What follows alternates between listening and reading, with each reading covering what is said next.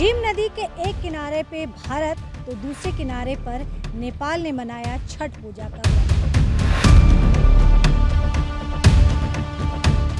भारत की बहुत सारी बेटियां नेपाल में ब्याही हुई हैं, तो वो अपने अपने तरीके से अपने अपने श्रद्धा भक्ति से छठ पूजा मनाती हैं। कहावतें तो सुनी होगी कि भारत और नेपाल के बीच में रोटी और बेटी का संबंध है और ये सिलसिला पिछले कई सालों से चलता आ रहा है।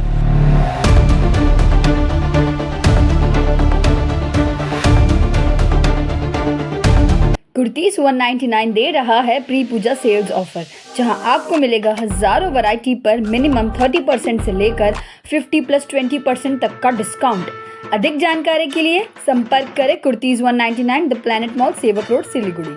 झीम नदी के एक किनारे पे भारत तो दूसरे किनारे पर नेपाल ने मनाया छठ पूजा का व्रत। नमस्कार, मेरा नाम मनु कृष्णा है। मेरे सहयोगी गौरव झा इस वक्त कैमरे पे मौजूद है। खबर छठ पूजा से जुड़ी हुई है। कल पूरे शहर में आपने देखा कि छठ पूजा की धूम थी। भारत के विभिन्न जगहों पे, साथ ही देश दुनिया के विभिन्न जगहों पे छठ पूजा का आयोजन बड़ी ही श्रद्धापूर्वक तरीके से किया गया। लेकिन मैं आपको अब भारत से सटे हुए नेपाल की खबर बता रही हूँ। यहाँ पे भी छठ पूजा बड़े धूमधाम से मनाया गया, लेकिन बड़े ही दिलचस्प अंदाज में। हम आपको बंगाल से सटे हुए बिहार राज्य लेके चलते हैं। बिहार में आपने सीतामढ़ी जिला के बारे में तो सुना ही होगा।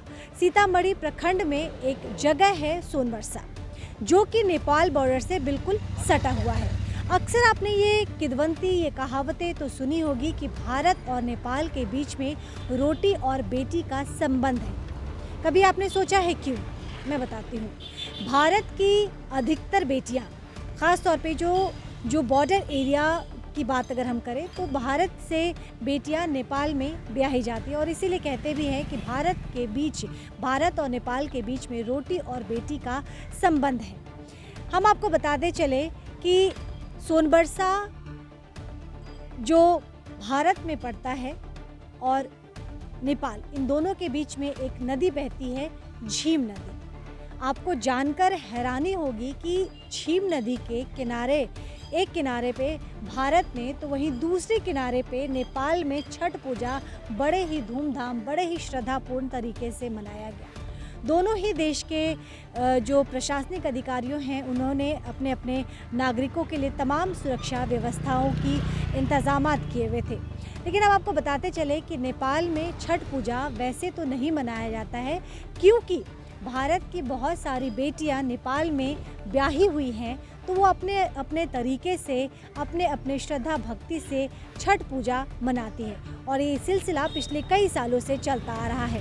बीते दिनों के साथ साथ अब नेपाल के लोग भी छठ पूजा मना रहे हैं। जैसा कि आपने सिलीगुड़ी शहर में भी देखा होगा कि बंगाल के लोग भी, जो बंगाली हैं, जो नेपाली हैं, जो हिंदू हैं, जो अन्य प्रांत के लोग हैं, वो तो मना ही रहे हैं। लेकिन हम आपको बता दें कि नेपाल से भी अच्छी और खूबसूरत तस्वीर सामने आ रही है। जानकारी के मुताबिक झीम नदी ये बहुत खूबसूरत नदी है और इसका महत्व इसलिए भी बढ़ जाता है क्योंकि एक नदी के किनारे पे भारत तो दूसरे किनारे पर नेपाल के लोग के द्वारा छठ पूजा का आयोजन किया जाता है। यानी कि दो देश एक साथ मिलकर मनाते हैं छठ पूजा और ये आयोजन भी बहुत शानदार होता है। अपने अपने तरीके से, अपने अपने पहनावे, अपने अपने उड़ावे, अपने अपने सांस्कृतिक तौर तरीके से लोग छठ पूजा का व्रत करते हैं और ये देखते ही बनता है।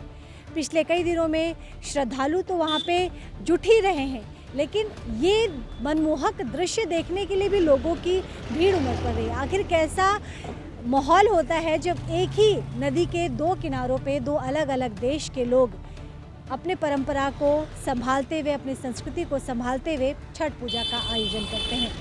ख्याल रखिएगा। जल्द आपसे दोबारा जुड़ूंगी। देखते रहिए सिलीगुड़ी एक्सप्रेस।